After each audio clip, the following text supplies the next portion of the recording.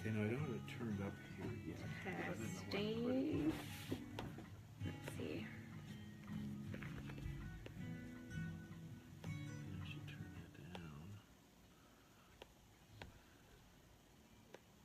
Come on, the video's not showing. Not showing, not showing, not showing. Oh, we want to listen to an audition. Why isn't it? I don't know why it's not. See, that's where I was too. I couldn't. It Where's keeps the video? cycling. It keeps cycling onto something different. Yeah, that's what I found. Might be a It took me to your homepage, and I tried to do something, and it wanted me to post a comment. might be a Facebook glitch. Figures it fails me. Just when we were trying something new. Like, it shows the event. It's not showing the video. It's definitely going. Oh, here we go. I think it's showing now. Yeah, oh, there we go. There's just a delay. Let me see if it's... Yeah, there's just a delay for some reason. Is it the... Over the Facebook? Yeah. Well, if it doesn't matter if it's delayed as long as the audio is working. Well, it's like not... See, it's not... I don't know if that's a... I don't know if that's a Facebook issue or... If you're watching right now, we're testing the audio, but it's kind of hard to test the audio when it won't work. Put the mic on. Okay. Alrighty. If you're watching right now, we're testing the audio. If you can hear me, then let me know, because for some reason, on my end, I cannot see it. What you do have to do is give the station ID. Let me just pull that down and put this up. You are listening to KPCA-LP, Petaluma, California, 103.3 FM. You can reach us online at kpca.fm and on email at kpca@pca.tv. And if you would like to snail mail us, you can get it at P.O. Box 2806, Petaluma 94953. And I am testing my audio online. So give me 1 second before I start. Yeah, it's not doing anything. Hey, Donnie, I see you're on the feed. Can you hear me? Oh, helps if it's plugged in. There we go. Hey, Donnie, you're on the feed. Can you hear me? Let me know. I can see your comments. It must be the internet. Hello, hello, hello. Yeah, I don't know if it's Facebook or if it's what's going on. Yeah, it won't do anything. Let me go turn it on. Grab it. Otherwise, we'll just do what we did last week. Well, the problem is I can't even test it. I don't know. There's like a huge delay. Okay, give us 1 second. I'm going to turn the music back on and I am going to try to start over again. It's working. It is? That's weird. Yeah. Alrighty. So we're going to get started. Going to my headphones on. So it's working online. Alright. Online and Okay. So Facebook's happening. I may not be able to answer your questions today because for some reason the feed on my little device here is not working, but I'll do my best to keep an eye out to what's going on. Alright, so in honor, I realized the other day, and I can't believe that this much time has gone by, to be honest with you, but I have had a radio show for a year. And, you know, I did fall into this position on accident. And so I want to give again, I mean, I have had a different viewership start. So I want to address a little bit about my background and how I came to have this show and what that all looks like. So I am going to start with that. For those who don't know, I'm going to do the abridged version of my background. So my background is actually in public health. I am a long-term Petaluma resident. I actually had my first job with the city of Petaluma at 14, and since then, I have worked quite a bit with government. So I had my first job with the city of Petaluma when I was 14. I then simultaneously was a member, one of the founding members of the Petaluma Teen Council, as it used to be called, who reported directly to the Petaluma City Council. After that, I got one of my first jobs as an intern at age 19 for the county of Sonoma. Since then, it seems like the rest is history. Obviously now I'm a 30-something based on my radio personality name. But I then, because of that background, ended up specializing with working with government. And since, you know, that 19-year-old ripe feeling and excited feeling to work with the government, with the county of Sonoma, I have since worked all over the world in government agencies in the form of schools, health centers, and more traditional agencies, as we would consider it. So I thought that was really important to, again, give the abridged version of my experience. I ask myself on a regular basis if I'm crazy for working in this field, which I might be. A little bit, but sometimes your specialty finds you, and it's just what you're supposed to do. So, the background of my show. Well, this show, as I've told many people, was a complete accident. I was asked to respond to a town hall that was hosted by Jared Huffman, and that town hall addressed the potential health care reform or the impact of the GOP party on healthcare as we know it and the Affordable Care Act. So I did not respond that day because I wanted to collect my thinking. I was there to, not only did I stream the viewing because PCA through KPCA streamed the event so that it could be heard here and loud, far and loud. And so after being asked to respond to that, because that was kind of a huge accomplishment of the agency in order to cover that, and you can see that on our website if you're looking to look back at that. From that point, I thought I was just going to be responding to a town hall. And then a year later, I have my show. And so that's why I say it was by accident. And I'm very happy to have this opportunity because it's always been one of my passions to reach people with this information. So my show started out as the State of the Republic, which I thought was appropriate, but then I changed the name to the State of the Union because I think it's a little bit more intuitive, even though the United States is a republic.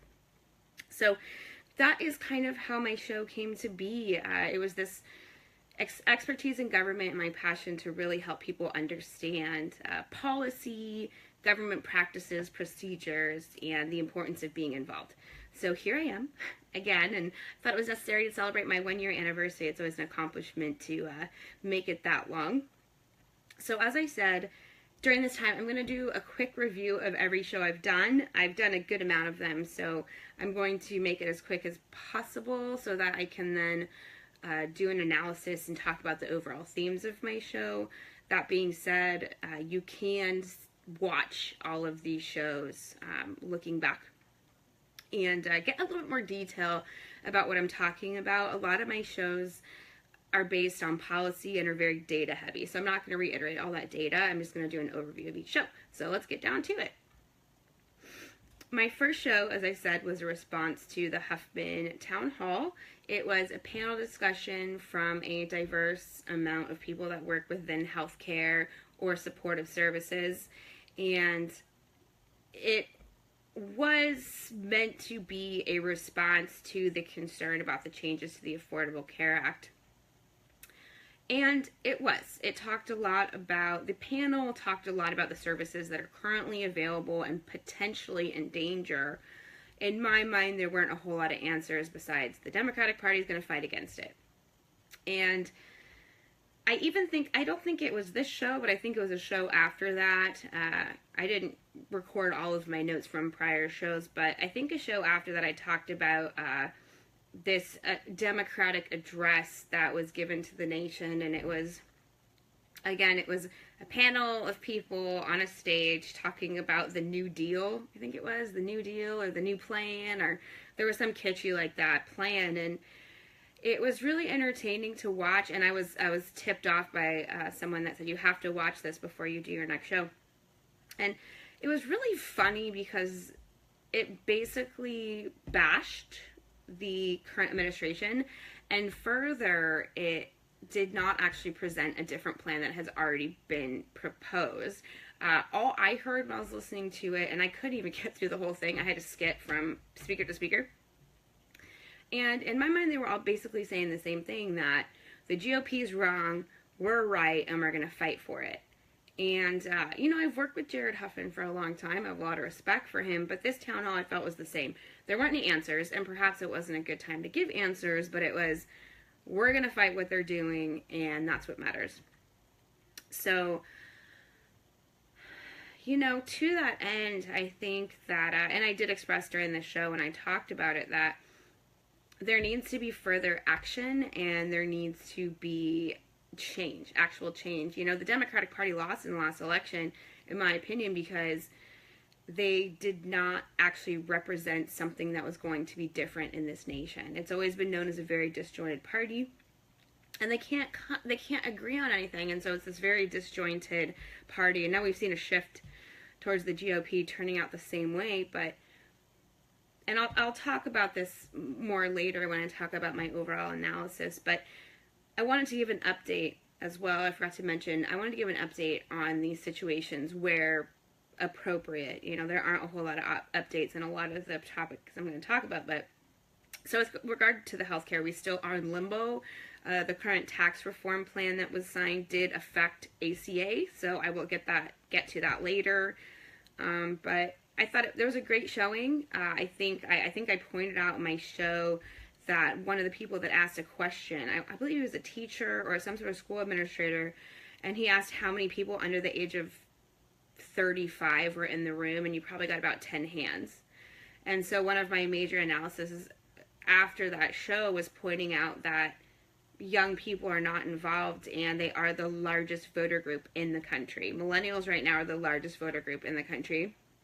And while there may have not been a huge myriad of information for someone like me that's really involved in government, I think that more young people need to be involved because we have a very different perspective. So that again gives a lot of background into why I do State of the Union as DG the 30-something.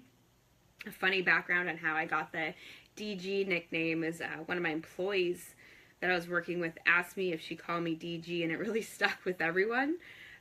Initially it was kind of a joke, and then it really stuck because Dominica Giovannini is kind of a lot of syllables to digest. So here I am, a DG the 30-something. Of course I'm a 30-something. People ask me what I'll do when I'm not a 30-something anymore, but I have 9 years to worry about that. So my next show after that was one of my favorite shows, so I really, really encourage people to look back at it. It was the effect of race in policy. This is a topic that I've been working with throughout my career, and I think it is so essential to understand, even at the base level. So during that show, I talked about DACA, because the DACA had just been, a memorandum was published that basically rescinded the program, blocked the program, and that had just happened when I did this show. And it was a major presentation of states' rights because Texas and their affiliates sued, saying that, and DAPA was another addition that was proposed before the presidency change. And after the change, and it was kept in limbo because, I think it was, as far as I can see, it was kept in limbo so the GOP could then not address the issue.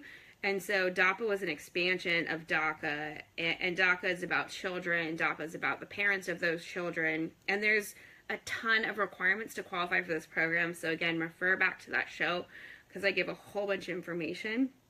But basically the state of Texas sued along with with some constituents, saying that it was against certain policies and procedures and ordinances, or you don't call them ordinances, but things that had been passed before by the federal government, and therefore states didn't have to comply. Through that, it then was rescinded in whole. Also during that show, and again, there has not been any change in that. a lot of the states are in, the state of California is suing now the federal government in the inverse, saying that they have a right to enforce their immigration laws as they see fit. But we have seen through current events that federal agencies are still coming into California. There's still, even though mayors, senators, actually all the way up to the federal level of representatives from California are saying they're unwilling to comply, they're still finding gaps. The federal government and ICE is finding gaps to actually still have an impact in California. The other thing I addressed was the Charleston protests, and I got really into depth about how the aftermath of that. I made some really funny jokes. I'm not going to reiterate them, but they're pretty entertaining. You got to go back to that show. But because it is a serious matter, but to some extent the Charleston protests were a little strange. So, and the show really went into how, again, this was made about the civil rights of the country, and that, what came out of it was that the Civil War wasn't about slavery, it was about states' rights. Again, this is a common theme. It was about states' rights and their ability to make their own choices. And, in the show, I go through and review because one of the biggest things was taking down the statues that were of Confederate leaders. And the whole protest was that, again, oh no, this is part of our history. This is part of what it makes us as a state and our culture, when in fact most of those statues went up after the Civil War in order to, in my mind, remind people that it was a failure, but it's almost rewriting history. And a lot of potential books all over the country state a different history, and I know that to be true, but they're basically saying that, oh, no, this was based on our culture and our states' rights, that's why they're here, and it isn't a representation of the constant oppression and reminder of slavery. So, again, that show is great. I think both of these issues are the same thing, where we're trying to keep people of color oppressed and voiceless by flipping the issues and saying, oh, well, it's the states' rights to make these decisions, to create their culture, and to respond to not only immigration, but the population that's here. And I'll talk a little bit more about the racial stuff, the race-based policy making soon. And again, the biggest point of the show is that the states, in my mind, are taking advantage of this argument that it's a states' right issue and it's not a much larger cultural issue in the country to this day that has been lasting for 100 years, and that it's not about oppression. So, jumping around, the topics did jump around. And I'm sorry, my notes, the shows are a little bit jumbled, but you can go on to, if you're watching on Facebook, you can go on to the DG, the 30-something page, and see the shows in order. But as well as, I promise they'll be on my website soon, which is dominica.ninja, if you want to keep referring back. And if you want to, you can email me or contact me, and I can try to send you the shows. So the next show I'm going to talk about was on the education system, with a specific emphasis on the impact of higher education and student loans. This is something the millennials of my generation really face in a very significant way in this country. It's actually been stated as potentially the next crash. So we had the housing crash, which was based on predatory loans. And in a lot of ways, student loans were also predatory because they allowed students that perhaps didn't really know the repercussions. And you can't really expect, even adults didn't understand, even people in their later years didn't understand the predatory loans that we're getting for their housing. So how can you expect a young adult to understand the predatory loans of a student loan? And they give them to everyone, especially grad school loans. When I was in grad school, it was basically sign a piece of paper and you get a loan. And I didn't really understand it because I saw it as, okay, well, I'm going to take out this loan, and in the end, I'm going to come out of school and I'm going to make way more money, and it's totally going to be worth it. However, now I will be in debt for most of my entire life, especially given the current administration not adhering to some of the forgiveness rules and programs that were put in place prior. So this is a huge issue, and that's why it's considered to be the next crash, is that not only can people in my generation not buy a home, they're so devastated by their student loan debt.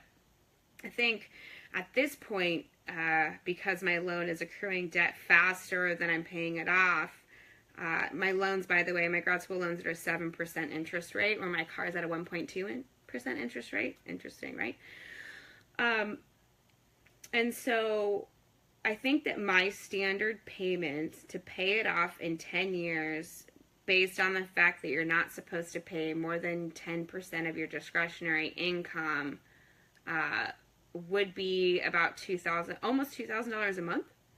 And that's rent. So I don't understand how, it's this double-edged sword where they don't want you to make, I think, what would I have to make? I think I'd have to make over $225,000 a year, which makes, no sense at all. And especially living anywhere, $2,000 loan payment's ridiculous. And so I think, and what happened is that the federal government took over grad school loans, and I don't know why they did that, because it completely messed up the system and doubled interest rates from private banks and institutions. And I think their intent was that they could offer forgiveness programs and all this other kind of stuff for, public health workers and physicians, all this kind of stuff. But as we've seen with the change in administration, all that can be gone overnight. And so, we're kind of stuck now. We're kind of stuck in this situation, and I can refinance with a private bank, for example, but then it's a variable interest rate, and there's no forgiveness. So they still do offer forgiveness after, I think it changed to 25 years of payments. It used to be 20, but again, we'll see over the next 20 years what changes and how that changes. Obama actually did expand the forgiveness laws to, the forgiveness rules, because when I got out of school, you had to be a direct care provider or go into the armed forces in order to get forgiveness after 10 years, but he expanded it. But obviously that program has been completely halted in the current administration. So a lot of what I talked about in the show was that, and I'm kind of giving new commentary based on where we're at now. But one of the main comments I made is that we have a very poor lower level education system and a forced higher education system, even though knowing that a bulk of the population is not going to be able to pay without loans, not only for undergrad but grad school. And now grad school is the new precedent, because a BA isn't good enough anymore. Now you have to get a master's, and now you're going to be in a ridiculous amount of debt, and the current state of the economy is not going to pay you the wage that you thought you'd get. When I came out of my program, I thought, I'll make enough money to pay off my loan in 10 years, but came out during the economic downturn, which happened, every 8 to 10 years as far as economists are concerned. So, I was between a rock and a hard place, and here we are 6 years later, and there's no outcome in sight, no positive outcome in sight. So, and I'm going to jump through because I'm already almost out of time. Oh, God knows. I want to get to my analysis, so I'm going to start jetting through my shows. So the next one was live from a high school classroom at Casa Grande. It was probably one of my favorite shows because it was about mental health and mental health stigma. And we actually it was a panel discussion, and we got to speak about mental health services, mental health stigma, and got questions from the students that were in the class. And we talked a lot about the solutions. And so please, again, refer to that show. They're all on my page, and it was a really great show. I will talk about mental health issues later, so I'm going to kind of skip over that. Again, even though it was one of my favorite shows, it was great to directly interact with students who were currently studying mental health and mental health stigma. So, show number 5, I chose to do this show as a public health professional, and it was a very under-recognized policy change unless you were in the world of public health. It was called the Champion Act, and the Champion Act increases, it's not passed, it's still in the very early stages, but it increased funding to direct clinical services, but decreased funding to the Public Health Fund, which funds a lot of the country's preventative services. Again, it's not passed yet, so we have a saving grace. As a public health professional, the preventive services are, in the end, what saves the country money. However, it really hurts pharmaceutical companies, hospitals, and for-profit hospitals, and those entities that make money off of people being sick. And so it was an act that, in a lot of public health professionals say, yes, we need our clinical services, but we also need our preventative services if you really want to see the gauge move with regard to the health in this country. And this is a long time story. It's not a mystery that this country inhibited preventive services. We know it would save us billions of dollars, and yet we're more willing to keep people sick. Because there's private interest in there, and that's really the bottom line. And so my next show was probably my hardest I've ever done.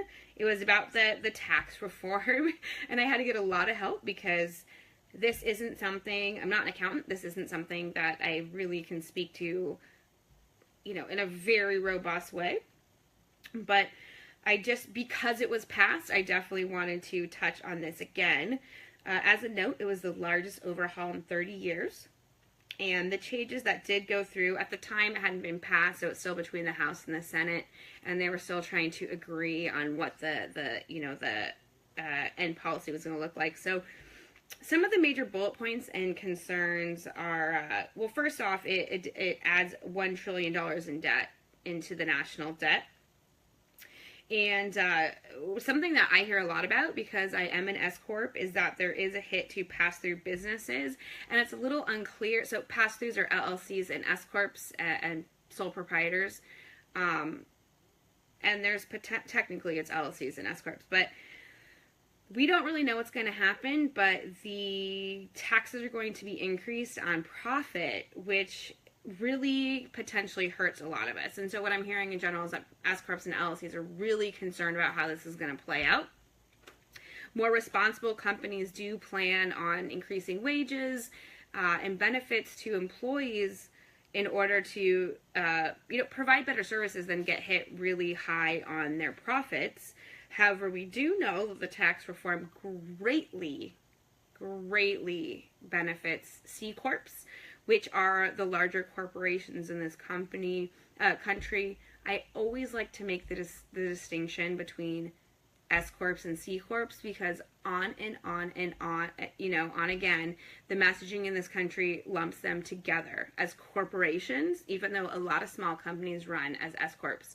There's very few small companies that run as C-Corps because there's a whole, it's a very complicated system, and the tax structure is very different. So I like to make that distinction because in our messaging, we're always saying corporations, when really it's large corporations versus small corporations. They're very, very vastly different. And so my company is an S-Corp, and I hate being lumped into this idea that all corporations are the same. It's just not true. It's not accurate. So I always ask people to make that distinction. Most anytime I see a post on Facebook or social media that says the corporations, I try to say some corporations. And it's a lower percentage of the corporations in the country, like a vastly lower percentage of the overall corporations. So keep that in mind. There are immediate tax cuts for the middle class in the country. However, there's an increase in the standard deduction, which really affects people that don't have a whole ton of assets, or they don't have really expensive assets. However, over the long term, it is going to hurt them. And there is the elimination of the mandate to the ACA. And that is where I got back to the healthcare reform, where the current administration is injecting some of these healthcare mandates they couldn't get through in their healthcare plan into other areas. So again, this was an issue with the ACA. And there's also other tax provisions that also are, inadvertently taking a hit with, the healthcare reform. So some other ones, the state and local tax deduction has been removed. The child tax is doubled, or it's been capped. The state and local tax deduction has been capped at $10,000. The child tax is doubled, and so those are some of the points that affect the most people. So as a single middle class person, I might be helped in the first year, but as an owner of S Corp, probably the net issue is going to be a hit to me. And again, you can refer back to my radio show, bearing in mind that that was before it was passed. And so now that we see kind of what the net outcome is, it's very different. So my next show was called The Policy War in California. This was a little bit more aggressive of a standing for me, but I thought it was so important as a California resident, and because the current administration is, and I don't think anyone would argue with this, is targeting California and other larger economies within the United States. You know, California is within the top 10 largest economies in the world. And so it's no surprise that the federal government is coming after the state of California. So the top, which I don't understand, we pay so many taxes. It's amazing because we are one of the largest economies in the country, and there are very high incomes, especially in the greater Bay Area. We pay such high taxes. It's counterintuitive. I think it's more of a vendetta than a logical financial decision by the federal government. And it's a way to, because it's always going to be a blue state, we kind of know that, even though there are, you know, Republican voters and more conservative voters in this state, the federal government knows that no matter what, it's going to be primarily a blue state. And somehow, I don't understand it logically. I feel like it's more of a, you know, a hit to the morale of the state of California as far as its involvement with the federal government, which again, I find strange because the entire West Coast could leave the United States. It would be just fine. I don't think that that is going to occur, but if it did occur, the federal government would hurt really bad, because then the West Coast would be taking all that tax revenue, and again, a lot of the policies and decisions that are made at the federal level are not grounded, and I've talked a lot about this in all the shows, is not grounded in reality, and it's not grounded in how it's actually going to be implemented. It seems like a great idea, and it's passed by a bunch of people that are never on the ground, or supposed to be talking to their constituents, but I've known a lot of political people all over the country that they don't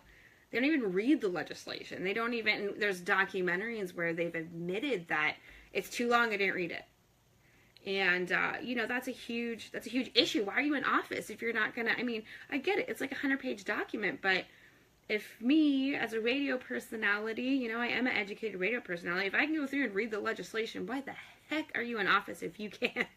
Like, I think that's such a silly, excuse. And again, the legislation it's written by a bunch of attorneys. I have nothing against attorneys, but it's basically written based on personal interest and a lack of understanding about what the people on the ground have to deal with, what the actual constituents have to deal with. And so many people are convinced that it's going to serve them, when actually, if you look at the brass tacks, it is not going to serve them whatsoever, whether it's in the immediate or the long term. So back to the war in California, I addressed immigration, the potential opening of the West Coast, you know, the Pacific Ocean for oil drilling, as well as cannabis. So again, the oil drilling is still in limbo. The last time I talked about it, it was within public comment, but it hasn't really been passed yet. And I was just reading today that the state of California is doing everything it can to block this from occurring at the state level. So this is in my mind, it's a good example of how states' rights and state ability is being used to save the environment. And so they are claiming they're going to deny permits for transport of oil. And so this will completely inhibit the companies, not only from potentially drilling, because they won't be able to transport it anywhere.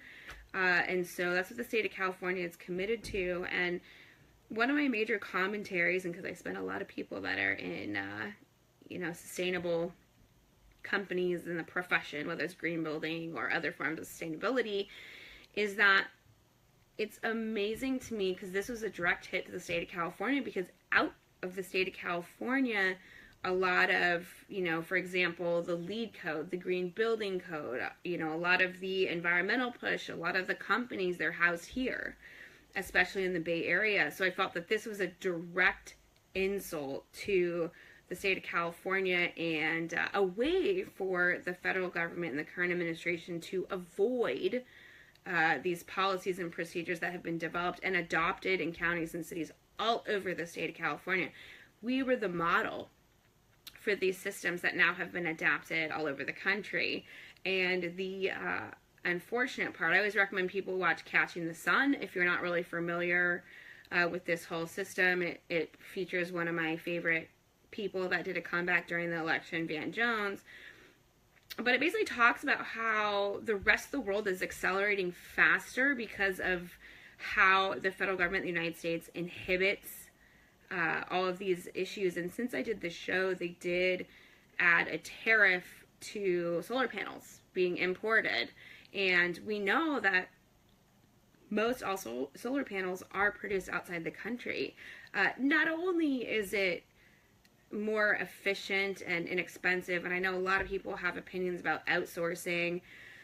So not only is it more, it's cheaper, but again, it's being utilized in the international world way more than in this country, but it also makes a huge hit to the solar installation and implementation in this country. That tariff, it's going to be a hit if it stands.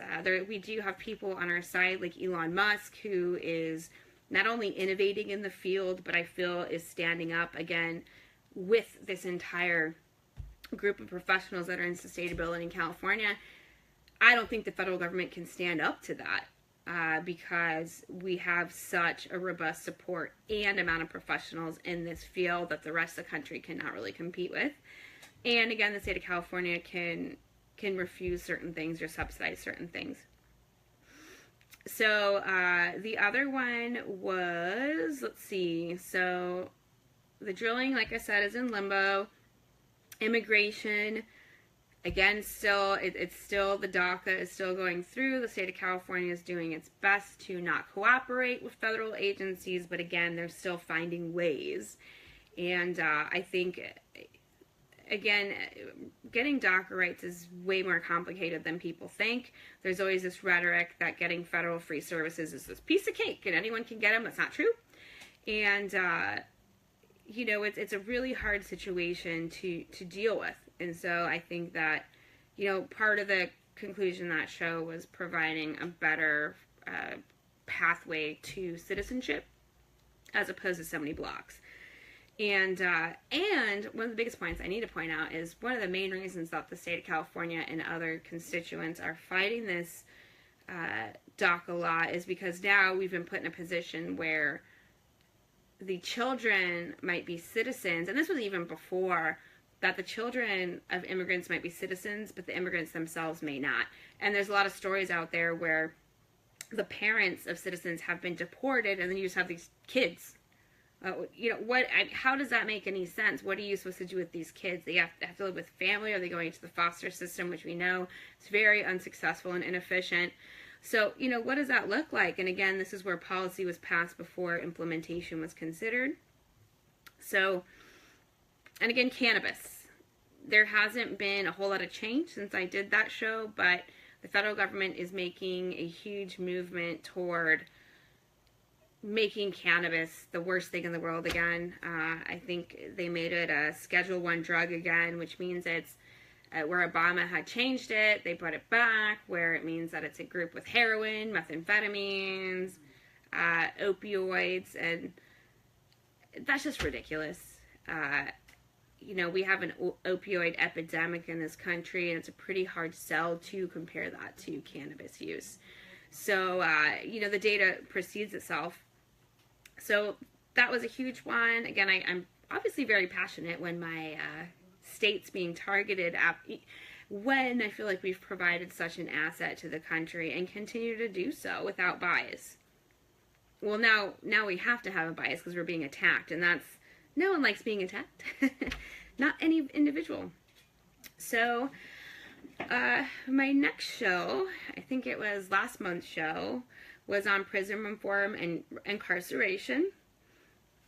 Two of the big points was the unfair distribution of who is incarcerated. So people of color are not only sentenced, but they're incarcerated in a much higher percentage than people who are not of color. And so that's a huge consideration. I wish my phone would stop telling me the storage is almost full. I know, stop interrupting me. So that was talked about a lot, and we have this rhetoric in this country that people of color, or I always say, and it upsets some people, but I'm going to say it anyway, is that if you're black or brown, then you are a terrorist or a gangbanger, but if you're white, then you're mentally ill. And that's something we hear in the media over and over and over again. And you can see with the data that there's an unfair distribution of those who are sentenced and incarcerated based on the overall population in the country. And I talked a lot about the cradle to prison theory, which talks about how certain populations, specifically the African American population in the country, is theorized to be set up to, potentially drop out of school from poor districts and then end up in jail or prison. And again, you should go back to that show if you want way more specifics.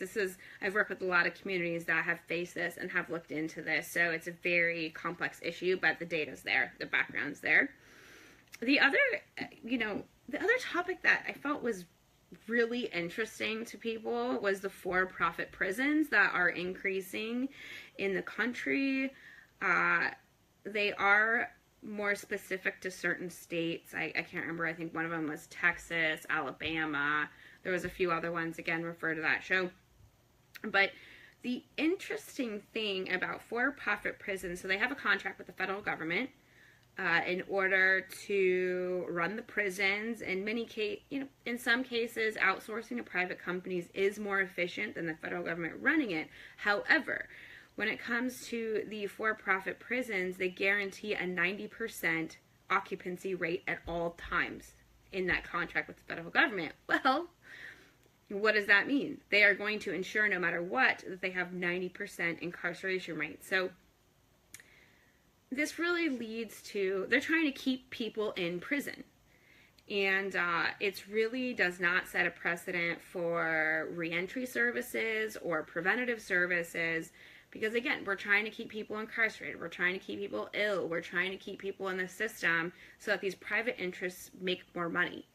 And that's an ongoing theme. And I don't care what side of the political spectrum you fall on. This is fact. And we need to start talking about that. One of my major things in my next show, which was about gun violence and mass shootings, and I actually did a show prior on gun violence and gun control, which gave a lot of statistics about those two issues, but I just wanted to mention that one because I wanted to jump to the gun violence and mass shootings as one of my most popular shows that I ever did. And I talked a lot about the distinction between gun violence and mass shootings. They're very, very different, and the occurrences and data is very, very different. And the potential causes are very different. So please go back. I just did that 2 weeks ago. That show I did 2 weeks ago. So you can go back and watch that on the very page if you're on Facebook doing that. And again, if you're over the radio or streaming, you can contact me. Pretty easy to find.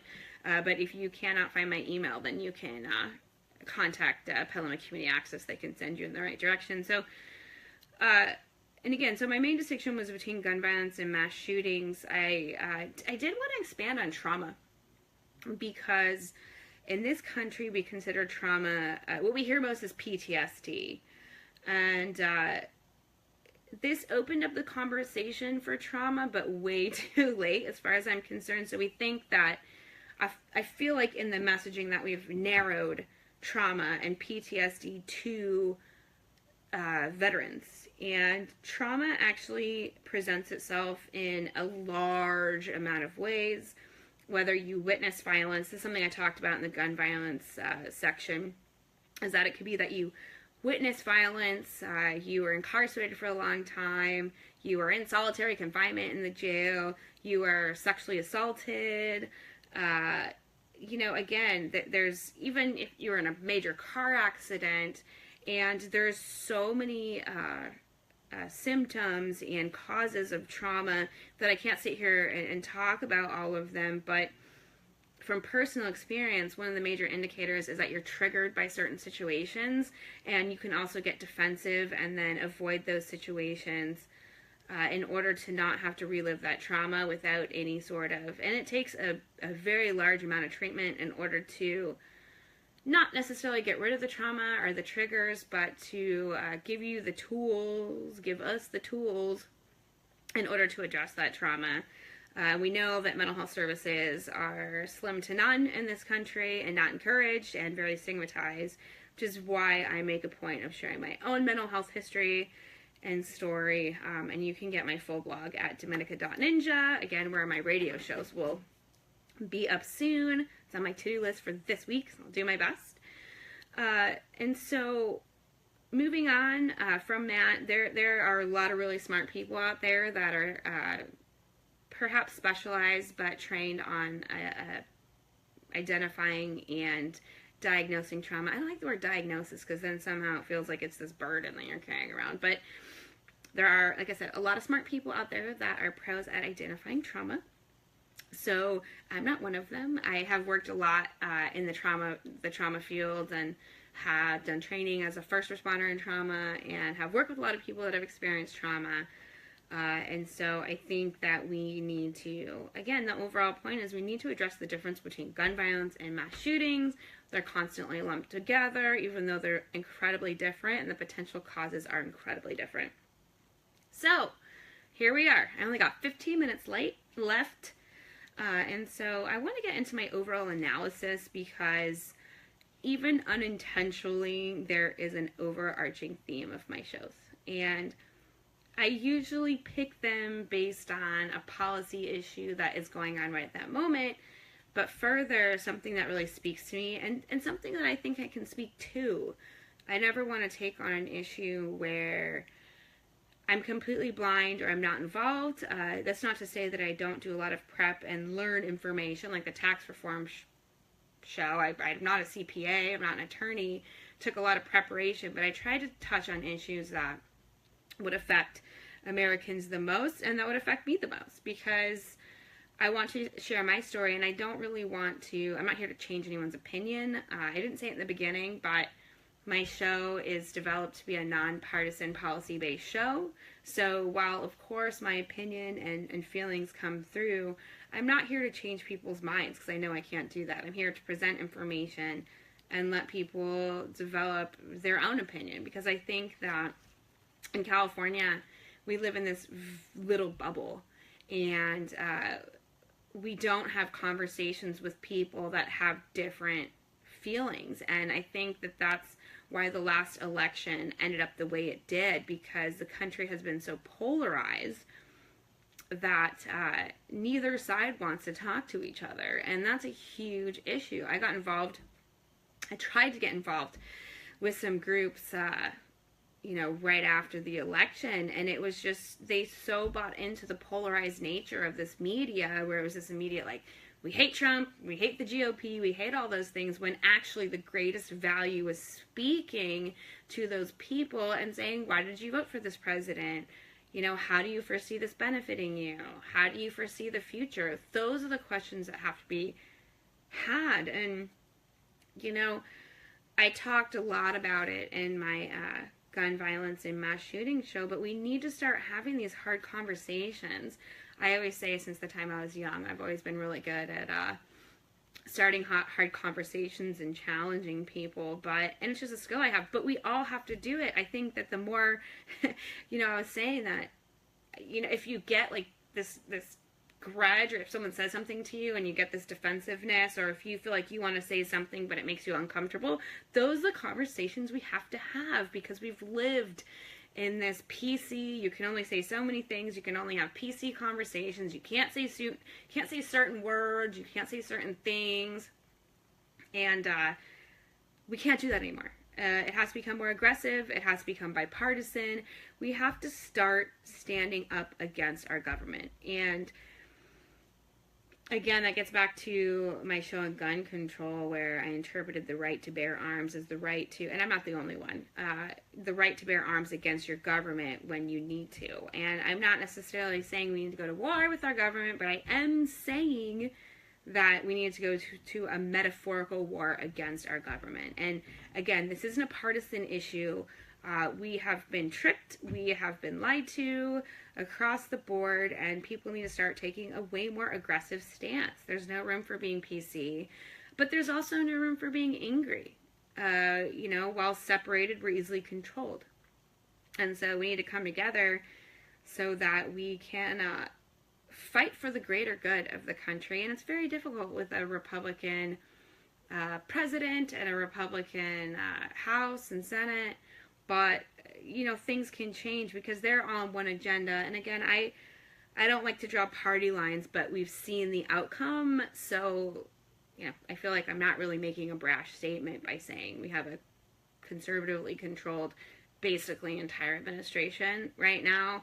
And it's not working towards the interest of the representatives' populations whatsoever. It's working towards personal interests. And I'm not saying that this hasn't occurred throughout the history of our government, but now it's so obvious. So why not fight back against that? Perhaps we didn't have the same access to information we had in the past, but now we do. And I know that a lot of the population has become apathetic, and this is not the time. This is not the time. And I did talk about people. One of my points on here is taking action, and I know that not everyone agrees with voting, which I completely disagree with the fact that people don't vote. However, I respect their decision, and there's other ways you can vote. You can vote with your money. You can distinguish which companies you invest in, and so there are other ways. You can vote with your actions. And again, I always encourage people to go to the polls, especially in our current situation, and we've shown that you can make an impact through protests and flipping states and all these things. So everyone that thought that their vote didn't matter before, we have clear evidence that it does now, if you didn't believe it before. So it's really important to get involved in whatever way you can. There's different levels of what you can do. I always tell people, like, for example, I don't write my representatives and I don't send postcards out, but that's just because I have a different level of involvement. I work with them in a lot of my government jobs, and I advocate for a lot of transparency and all these other things. So it's about finding what your place in all of it is.